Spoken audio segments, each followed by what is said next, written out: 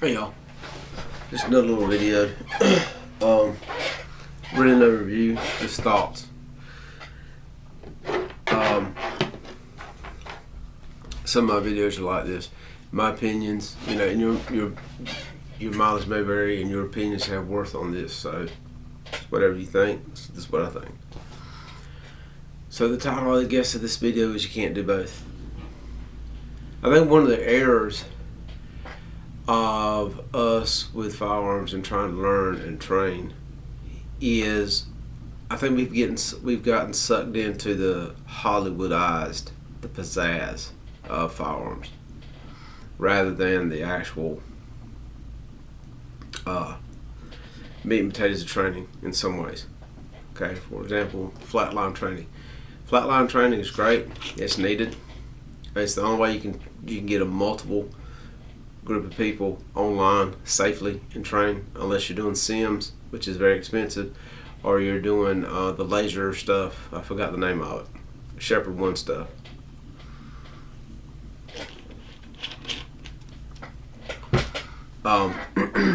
Anyhow, but flatline training is really nothing more than making your gun not work and you fixing it. That's my opinion.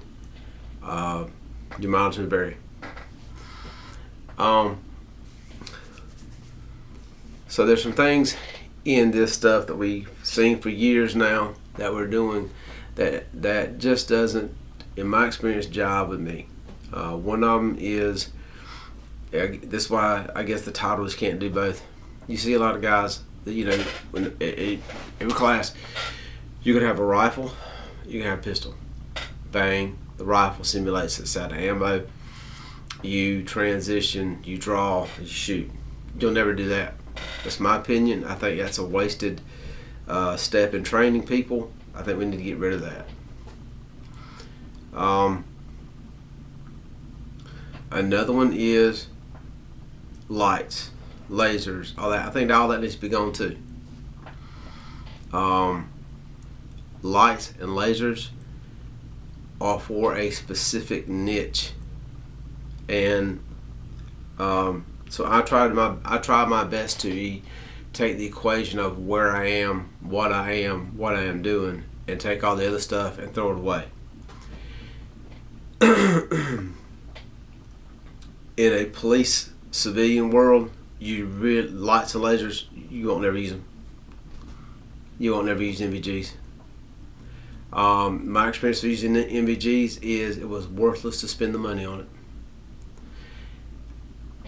In dark environments where the right conditions are, or the most worst conditions, I found that I was coming off my night vision more than I was using it.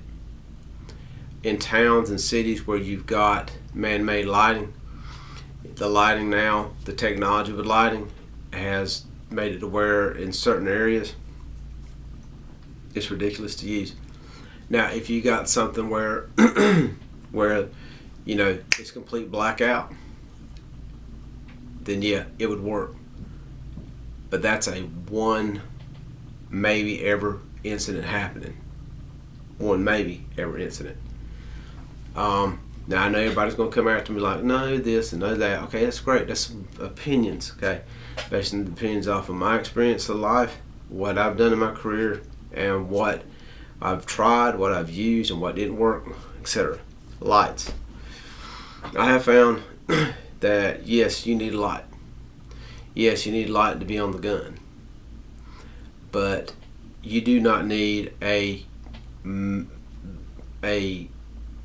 spotlight on the gun. You if you understand what I'm saying, you don't need all that. On a rifle and a handgun, you do need light. On a rifle, you do need light. However, that light needs to be something that can be placed on the gun, taken off the gun, put back on the gun. And the reason why is because if you're using switches, especially switches, you see a lot, especially in all the ammo's out of the gun and you're running, you'll see people hitting the switches all the time and they're blooming their lights out. They're blooming. They're telling you, hey, I'm here. That's it. Okay. Now, I don't have a lot of experience in field craft in the woods, which I really want to do, and the only place I know of, and it is on my bucket list goal, I do want to take Shepherd 1. I don't have the money to take Shepherd 1. Not right now. I don't have the money to take any classes. The classes that I just recently got my hands on, it's because they're gratis. I have to supply all my stuff. Okay, they don't supply nothing but their knowledge and time, and I get that. So a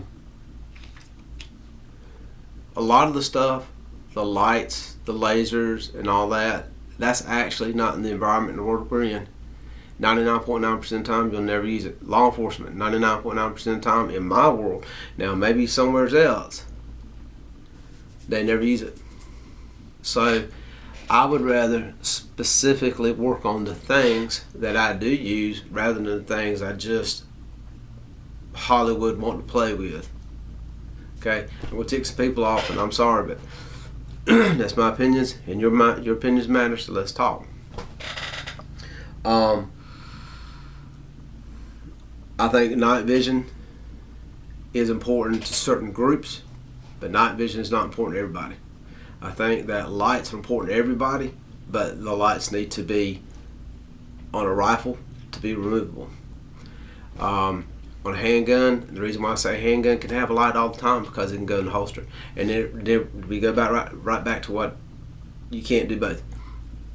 If you're using a rifle, you don't use a handgun. If you're using a handgun, you don't use a rifle.